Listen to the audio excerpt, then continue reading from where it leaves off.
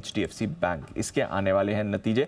Unusual है, usually Saturday को आते हैं इसके नतीजे, बट आज मार्केट आवर्स में ही आने वाले हैं ट्यूसडे आफ्टरनून। देखते हैं कैसे रहेंगे नंबर्स। वरुण से जानते हैं क्या है बाजार का अनुमान। वरुण बताइए कैसे रह सकते हैं इसके नंबर्स। तो दीप हमेशा आउट परफॉर्म किया है, इस बार भी करेंगे, उसमें कोई डाउट नहीं है। ग्रोथ अच्छी रहेगी। NII करीब 25% बढ़ेगा, मुनाफे में 30-30.5% की बढ़ोतरी का अनुमान है, 16,000 करोड़ के आसपास के आएंगे। Gross NPAs net NPAs stable रह सकते हैं। मार्जिन में हल्का प्रेशर होगा, ज़्यादा प्रेशर का अनुमान नहीं है। वो इसके लिए है क्योंकि कंपनी के कारोबार में ग्रोथ अच्छी हुई है। याद रखिएगा कासा रेशियो, इस बार जितनी भी बैंक्स का अपडेट आया था वहाँ कासा रेशियो में गिरावट थी। इस बैंक का कासा रेशियो जो है हल्का बढ़ा था, 0.10 बेसिस पॉइंट के आसपास ही बढ़ा था, लेकिन बढ़ोतरी हुई थी, ये अच्छी बात है। इसके लिए मैं कह रहा हूँ कि मार्जिन में बाकी के मुकाबले थोड़ी कम गिरावट होनी चाहिए। हालांकि आपको याद होगा पिछले क्वार्टर में HDFC लिमिटेड का जो अतिरिक्त लिक्विडिटी थी उसका इम्पैक्ट देखने मिला था HDFC बैंक के मार्जिन पे। लेट्स सी इस बार क्या होता है। बाकी अगर आप देखेंगे तो अपडेट कंपनी ने अच्छा दिया था। कंसोलिडेटेड बेसिस पे ग्रॉस एडवांसेस 62%, डोमेस्टिक रिटेल 111% बढ़ी थी। वही डिपॉजिट ग्रोथ, क्योंकि HDFC बैंक ज़्यादा डिपॉजिट लेता है तो वहाँ 27.5%, रिटेल डिपॉजिट 28% बढ़े थे। तो इसके बेसिस पे हमने अनुमान लगाया है नतीजे अच्छे रहेंगे। निम्स पे नज़र रखेगा क्योंकि HDFC बैंक के तो निम्स अच्छे रहने चाहिए। लेट्स सी HDFC लिमिटेड का क्या कोई इम्पैक्ट इस बार भी देखने मिलता है।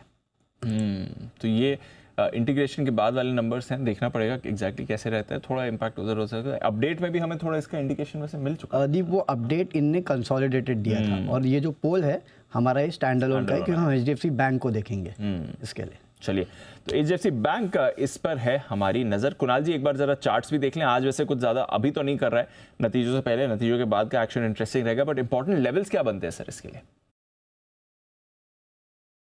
के जो मेजर सपोर्ट है दीपांशु चार्ट पर अगर आप देखें जहां कई सारे एवरेजेस का भी कन्वर्जेंस हो रहा है, वो स्तर है 1640 रुपए का। तो मुझे लगता है एक बड़ा सपोर्ट स्टॉक को हासिल है 1640 के रीजन में। तो अगर मामूली से गिरावट आती है रिजल्ट्स के बाद तो 1640 पर सपोर्ट प्राप्त है और ऊपर मुझे लगता है हर्डल 1700 के करीब है। तो ये 60 रुपए की रेंज है जिसमें मुझे लगता है कि स्टॉक ट्रेड करेगा।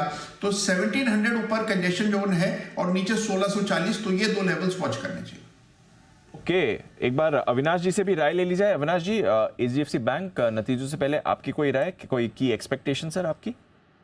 नहीं, मुझे लग रहा है कि देखिएगा दीपांशु HDFC बैंक में मुझे लग रहा है कि एसेट क्वालिटी और जो लोन डिसबर्समेंट का नंबर है वो पिछले क्वार्टर के हिसाब से काफ़ी अच्छा होना चाहिए क्योंकि अभी कंसोलिडेशन प्रॉपरली स्टेबलाइज हो रहा है। मेरे ख्याल से होपफुली मुझे लग रहा है कि FY25 ये एक बहुत बड़ा लीप ईयर होगा क्योंकि बाय दैट टाइम पूरा जो मर्जर है HDFC के साथ इनका पूरी तरह से मार्केट डाइजेस्ट कर चुकी होगी। तो थोड़ा सा स्टॉक रेंज बाउंड जरूर रहेगा, लेकिन जिनको लंबी अवधि के लिए खरीदना है मेरे ख्याल से इवन करंट लेवल पे अगर वो खरीदते हैं तो मेरे ख्याल से अच्छा रिस्क रिवॉर्ड बन सकता है, प्रोवाइडेड इनका नजरिया कम से कम 12 से 15 महीना है। तो I think worthwhile portfolio pick है, लेकिन थोड़ा समय लगेगा, थोड़ा स्लो मूवर है, लेकिन अगले साल तक अच्छी खासी कमाई होने की पॉसिबिलिटी है। ओके, तो ये है आपके लिए HDFC बैंक पर राय आती इस वक्त। आइए